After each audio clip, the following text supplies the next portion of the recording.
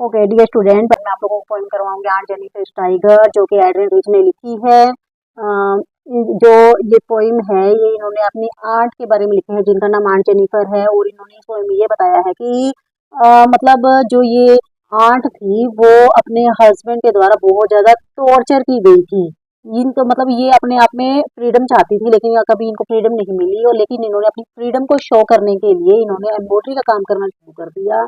इन्होंने क्या किया, जो फ्रेम पर एम्ब्रॉयडरी की और उस पर इन्होंने बहुत ही ब्रेव इन्होंने टाइगर बनाए, जो अपनी डिजायर्स को इसने एम्ब्रॉयडरी के द्वारा इन्होंने प्रकट किया। तो मैं आपको लोगों को अब ये पोइम करवाऊंगी आर्ट जेनिफर टाइगर।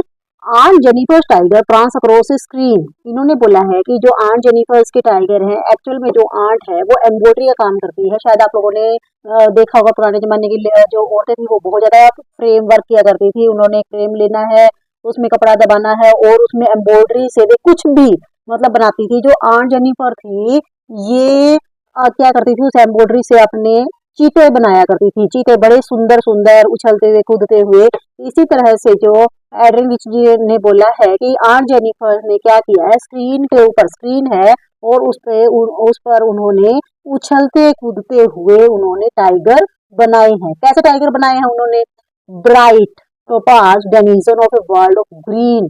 जैसे कि आप लोगों को सभी को पता है, जो चीते होते हैं, जो टाइगर है वो फॉरेस्ट में रहने वाला जंगल का निवासी है। World of green means greenery का, मीन्स जंगल से रिलेटेड है। यहाँ पर जंगल का वो निवासी है। और क्या है, जो टाइगर जो मतलब कि आर्ट जेनिफर ने टाइगर बनाए हैं बहुत ही ज्यादा ब्राइट चमकते हुए, टोपाज टोपाज होता है पीले रंग का एक स्टोन होता है, मीन्स एक हीरे की टाइप में।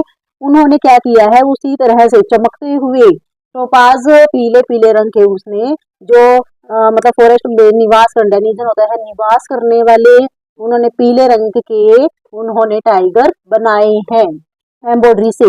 They do not fear the man beneath the tree. जो पोइट है वे बोल रही हैं कि उन्होंने इतने बढ़िया टाइगर बनाए हैं, इतने मतलब फियरलेस उन्होंने टाइगर बनाए हैं कि अगर जैसे कि कोई ट्री के नीचे कोई अगर बंदा भी खड़ा है ना, तो उन टाइगर्स को उसका भी डर नहीं है। ये सब चीजें है ना एम्ब्रॉयडरी के द्वारा जो आर्ट जेनिफर ने है वो शो की है। The pace is sleek chivalric certainty. Pace होता है आराम से चलना। और जो टाइगर है वो बीच बीच में ऐसे आराम से चल रहे हैं, जो कि अपनी चाल से, जैसे कि चीता अपनी चाल में चलते हैं, बड़े ही ब्रेवरी से वे क्या कर रहे हैं, आकर्षक, स्लीक होता है आकर्षक तरीके से, स्वाभाविक होता है कि बहादुरी से वो क्या कर रहे हैं उस एम्ब्रॉयडरी में वो चल रहे हैं, बहुत ही मतलब ब्रेवफुल। हालांकि इसमें ये दिखाया गया है कि जो आंट जेनिफर है, जो आंटी है जेनिफर, वो इतनी ब्रेव नहीं है। उनके ऊपर क्या किया गया है कि उनके हस्बैंड ने उनके ऊपर बहुत ज्यादा टॉर्चर किया है, उनको डेली काम इतनी ज्यादा दे दिया और रिस्पॉन्सिबिलिटी में इतनी ज्यादा दब चुकी है कि उन्होंने अपनी आजादी को मतलब दबा, उनकी आजादी है वो खत्म हो गई, उनकी इच्छाएं खत्म हो गई है। वो कभी भी उन्होंने ब्रेवरी का काम नहीं किया, उनसे किया नहीं जा सका, क्योंकि अंकल बहुत ज्यादा क्रूअल पर्सन थे। लेकिन इन्होंने टाइगर के द्वारा अपनी डिजायर्स को इस पोइम में शो किया है। Aunt Jennifer's finger fluttering through her wool, finding even the ivory needle hard to pull.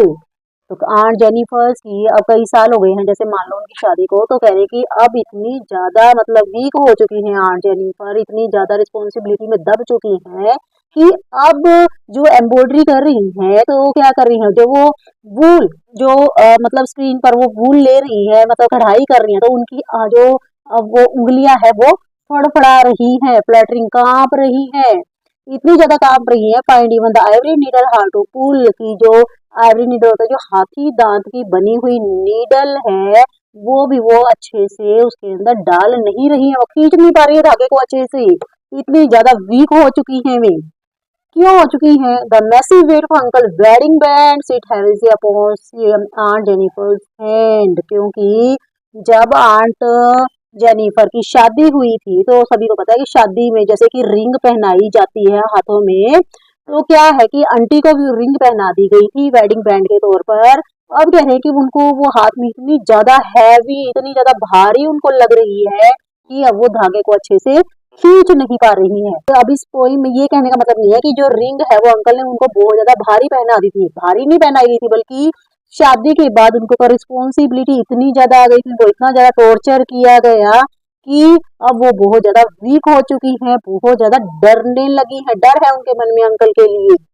आगे दिया है व्हेन आंट इज डेड, जब आंटी मर जाएगी, कह रहे कि जब आंटी मर भी जाएगी ना तब भी क्या होगा, her terrified hand will still ring with ordeals she was mastered by, लेकिन जो अंकल ने उनको पर डोमिनेंस किया, उनको पर अधिकार जमा रखा था, उस अधिकार के नीचे वो क्या होगी, उनकी जो रिंग है ना वो अभी भी उनके हाथों में, मौत के बाद भी उनके हाथों में रहेगी, और उनके हाथ हैं वो तब भी ऐसे ही डरे हुए सहमे हुए होंगे, वो अभी भी ऐसे ही कांपती रहेंगी, क्योंकि हो सकता है मरने के बाद भी उनके मन में अंकल का डर रहेगा, वो रिंग उनके साथ ही रहेगी। लेकिन the tiger in the panel that she made, लेकिन जो टाइगर उन्होंने पैनल पर, जो स्क्रीन पर उन्होंने टाइगर बनाए हैं अपनी एम्ब्रॉयडरी से she made will go on prancing, लेकिन जो उनके टाइगर हैं वो तब भी कूदते रहेंगे, प्राउड, गर्व से, अनअफ्रेड, बिल्कुल भी ना डरे। अब मैं आप लोगों को एक बात बता दूं कि इसमें क्या है कि जो आंट जेनिफर है उनके मन में डर था, वो खुलकर शायद अपनी जिंदगी को कभी भी जी नहीं पाई, उनको पूरी फ्रीडम नहीं थी, लेकिन उनका मन करता था कि काश मैं ब्रेव रहूं, काश मैं अपनी फ्रीडम मतलब फ्रीडम के साथ रहूं, लेकिन उन्होंने जो अपनी डिजायर्स है अपने टाइगर के द्वारा उन्होंने शो की है, जो जो उन्होंने एम्ब्रॉयडरी बनाई है उसके द्वारा, अपने जो टाइगर्स बनाए हैं उसके द्वारा उन्होंने अपनी डिजायर्स को शो किया है कि काश मेरी जिंदगी भी ऐसी होती, मैं भी ऐसे ही कूद पाती, गर्व से रहती और मैं बिना डरे रहती, लेकिन उनके मन में अभी भी अंकल का जो डर है वो बैठा हुआ है कि वो खुलकर जी नहीं पा रही हैं। Thank you.